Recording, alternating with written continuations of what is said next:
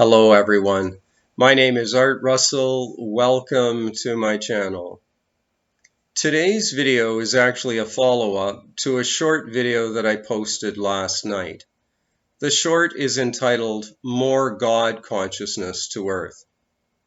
Now, any of you who followed my channel for a while will know that I speak about our essential nature, and that our essential nature is consciousness or awareness itself, not the body-mind. But when we bring the term God into the conversation, it can turn a lot of people away. And I think that this is very unfortunate, because there are many reasons why we need more God consciousness or divine consciousness on earth. Those reasons include more love, greater compassion, more kindness, less conflict. And I'm hoping that the content of this video will help explain some of the reasons why it's important to dive deep into our essential nature, to turn within and discover that deeper dimension of self. So let's begin with this. It's referred to in the title of the video.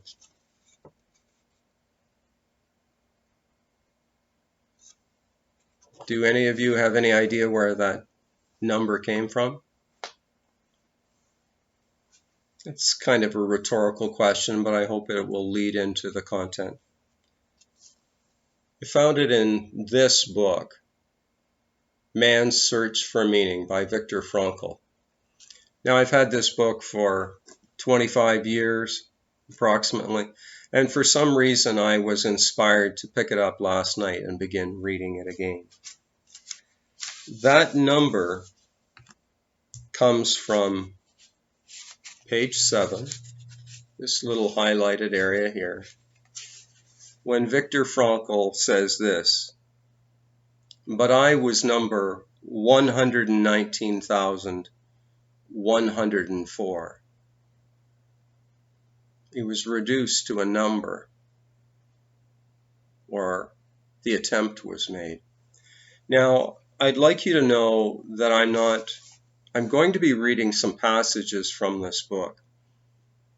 Not exactly, but giving you a feel of why we need to discover that deeper dimension of self. And by sharing this information, I want you to know that I'm not trying to incite any anger or hatred against any nation or race. We have enough of that on earth already. We need more love.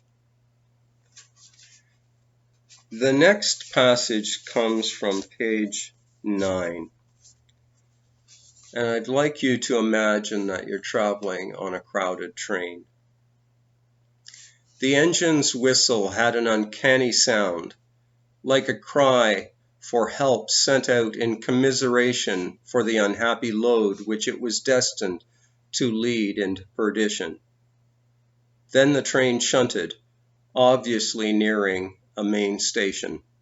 Suddenly a cry broke from the ranks of the anxious passengers. "There is a sign, Auschwitz!"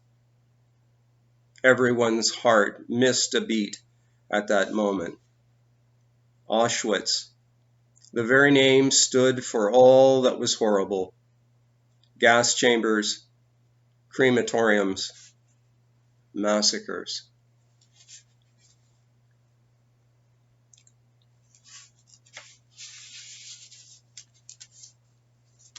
The next section or passage comes from page 10. 1,500 captives were cooped up in a shed built to accommodate probably 200 at the most. We were cold and hungry, and there was not enough room for everyone to squat on the bare ground, let alone to lie down. One 5-ounce piece of bread was our only food in 4 days.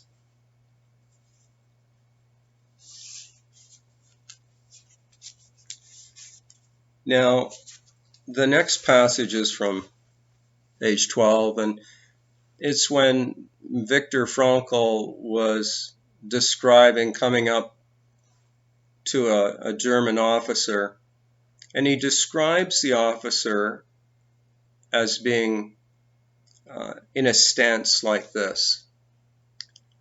And the officer, as the prisoners approached, was supporting his right hand and would point either to the right or to the left as the prisoner approached. And a decision, a major decision, was being made by whether you were told to go to the right or told to go to the left. And there's no question about disobeying this. You must. And this is the side of humanity, the dark, dark side of humanity that can arise when we don't know that which we truly are. The next passage here on page 13 describes the result of being pointed and told which direction to go. We who were saved, the minority of our transport, found out the truth in the evening. I inquired from prisoners who had been there for some time where my colleague and friend, P, and a dash, not any full name given, had been sent. Was he sent to the left side? Someone asked. Yes, I replied. Then you can see him there, I was told. Where? A hand pointed to the chimney a few hundred yards off, which was sending a column of flame up into the gray sky of Poland.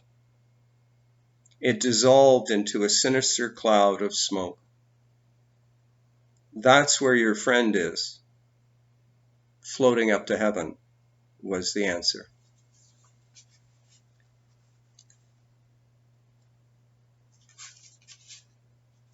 I'd like you to know this is not about a man by the name of Art Russell trying to get a lot of followers or to get you to believe something.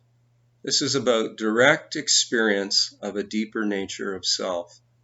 It's all that's actually real. This is all a play of effects, believe it or not. To have a human incarnation and miss the opportunity of discovering our true nature is truly a tragedy in some ways. As you can see, when we treat one another as just objects, persons of various nations and race or gender, a lot of conflict arises. When we discover our essential nature, conflict must dissipate or lessen. To the degree that we know our true nature, to the greater degree that we know it, there will be more peace on earth. And then situations as described in this book will be avoided. Fighting at the level of matter to matter, nation to nation, and saying, there's the last world war. We've done with it. We've seen that. We've been told that story time and time again. It never works. Discovering our essential nature is the solution. And we turn to page 14, and this is basically a situation where one of the prisoners, or some of the newbies, let's call them, were asking, as they had been forced to strip down, and whether they could keep. There were still naive prisoners among us who asked, to the amusement of more seasoned ones, if they could not keep a wedding ring, a medal, or a good luck piece. And of course the answer is absolutely not. Do we want those kind of conditions on earth again and again and again?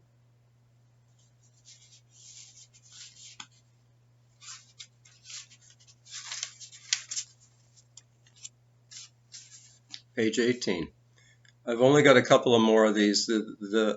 It's not to take anything from the book, and it's not to make us suffer. It's to help us awaken to the truth. This is not to get you to follow some kind of behavior that it can look like on the surface that, oh, Art Russell has just become interested in religion. That's not the case. This is about an awakening occurred, and I'm hoping that this content will help inspire you to seek out a deeper dimension of self for you. The prisoner of Auschwitz in the first phase of shock did not fear death. Even the gas chambers lost their horrors for him after the first few days. After all, they spared him the act of committing suicide. When we don't know, when we're not knowingly aware of what we are, there is great suffering experienced in consciousness. And the last passage is from page 37. And this was a thought that transfixed Viktor Frankl at a certain point. Transfixed. The truth that love is the ultimate and highest goal to which man can aspire.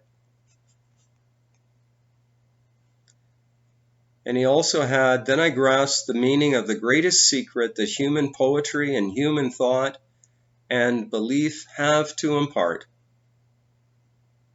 The salvation of man is through love and in love. Now, I first discovered this book through law of attraction teachings. And I believe it was Bob Proctor that mentioned the book, and he said that one of the main messages of the book was that there's one thing that humankind, man or woman, can control, or at least put our focus on, and that's the nature of our thoughts. Are we entertaining those lower, more base thoughts which naturally go together with the body-mind? The basic instincts are ways of getting pleasure as the body-mind. And this is not saying not to engage in those anymore. It's to let those occur, but through a higher vantage point of knowing our true self. A true self that would find it impossible to act against another.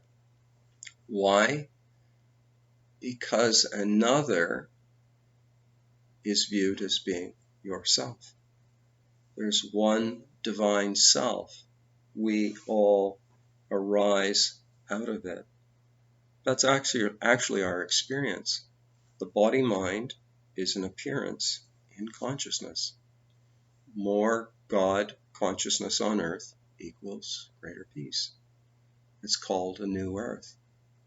You can take a look around and you can look at current war situations, unrest, greed, evidence of where we don't share enough love with one another.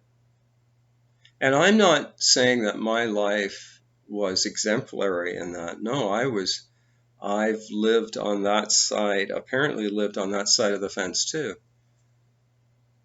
Some hot points with me used to be if somebody tailgated me, and the body-mind is protective, instinctively protective. It will strike out. Now, that wasn't me that way, but it defends itself. From a higher vantage point of knowing true self, we know that the body-mind is illusory. It's a perspective.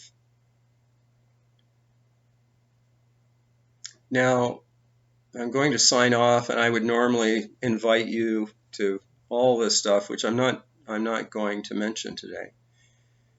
Instead, I think it would be much wiser to just suggest, if it feels right for you, that as soon as I say, thank you very much for watching, and I love all of you, to have a short period of silence, to go within. Discovering that deeper dimension of self helps all of us. Bye for now.